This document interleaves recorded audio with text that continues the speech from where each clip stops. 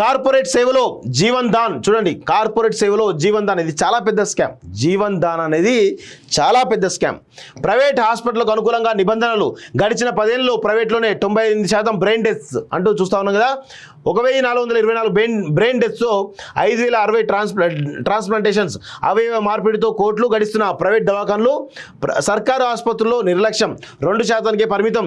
10 ఏళ్ళలో ఒక్కటే brain death గుర్తించిన గాంధీ, 32తో సరిపెట్టిన నిమ్స్, సింగిల్ డిజిట్ వద్ద ఉస్మానియా, కారణాలు వెతికి ప్రభుత్వాన్ని నివేదించని జీవన్ దాన్, అవయవాలకు నోచుకొని సామాన్యులు అంటూ ఒకరిని చూస్తూ ఉన్నాం. సో పేద గొప్ప అనే తేడా లేకుండా అవయవాలు అవసరమైన వారికి ప్రాధాన్యతమైనటువంటి క్రమంలో అందించేటువంటి లక్ష్యంతో ఏర్పాటు చేసిన జీవన్ దాన్ కార్పొరేట్ ఆసుపత్రుల సేవలో తరిస్తున్నది. జీవన్ దాన్ పేరు మీద ప్రభుత్వం ఏటా కోట్లు ఖర్చు చేస్తున్నా ఆశించిన ప్రయోజనం నెరవేరడం లేదు.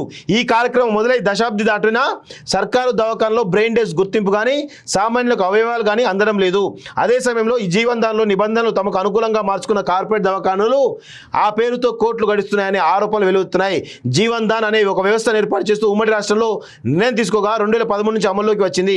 అప్పటి నుంచి ఇప్పటి వరకు రాష్ట్రంలో 1466 బ్రెయిన్ డెత్ జరిగితే అందులో 1424 మరణాలను కార్పొరేట్ దవాఖానలే డిక్లేర్ చేశాయి అంటూ చూస్తూ ఉన్నాం. సో ఏ విధంగా జీవన్ దాన్ అనేది ఒకవేళ ఎవరైనా చనిపోతే ఆ అవయవాలను తీసుకొచ్చి భద్రపరుస్తూ వాటికి అవసరం ఉన్న వాటిని ప్రాధాన్యత క్రమంలో అప్లై చేసుకుంటారు. జీవన్ దానికి నాకు ఈ పార్ట్ కావాలని అప్లై చేసుకుంటే వాళ్ళు ప్రాధాన్యత క్రమంలో ఇస్తారు. కానీ ఆ ఉల్లంఘనలు, ఆ నిబంధనలు ఉల్లంఘించి ఈరోజు జీవన్ దాన్ కార్పొరేట్ మాఫియాకు తొత్తుగా పనిచేస్తాం జీవన్ దాన్ తప్ప పేద ప్రజలకు అనుకూలంగా పనిచేయట్లేదు. దీన్ని ఇమీడియట్గా తీసేయడమా లేకపోతే రూల్స్ కఠినంగా పెట్టడమా ఏదో ఒకటి చేయాలి. అనవసరంగా ప్రభుత్వ నిధులు కోట్లు ఖర్చు చేసి ఈరోజు కార్పొరేట్ మాఫియాకు అప్పయిపోయినట్టే కనబడతా ఉంది తప్ప వేరే ఏది కనబడతలేదు. సో ఇందులో చాలా పెద్ద వందల కోట్ల రూపాయల స్కామ్ జరుగుతూ ఉన్నా ఎవడు పట్టించుకునే నాదుడే లేడు.